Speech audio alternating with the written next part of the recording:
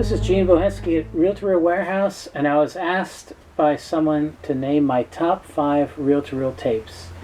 Well, I want to start out by looking at the different tapes for each classification. I want to start out with standard tapes.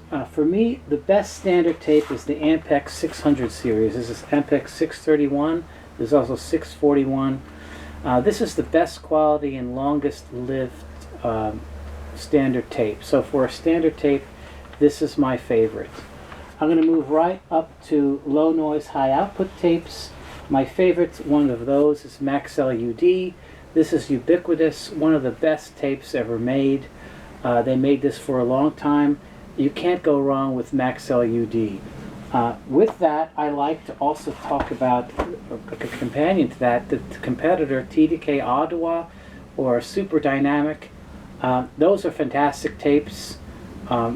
These are some of my favorites that I recommend. From the side of the Scotch side, I'm a big fan of the Scotch 206, 207 series. This was popular for a long time. These are also great tapes. I want to point out that those are also really some of the best. Again, for a back-coated tape, I recommend the Maxell XL1s. This is probably the best. It's a candidate for one of the best tapes ever made, and you can't go wrong with that. I know that looks like 5. I guess I'm gonna have to add a 6th, which is the BASF LPRs.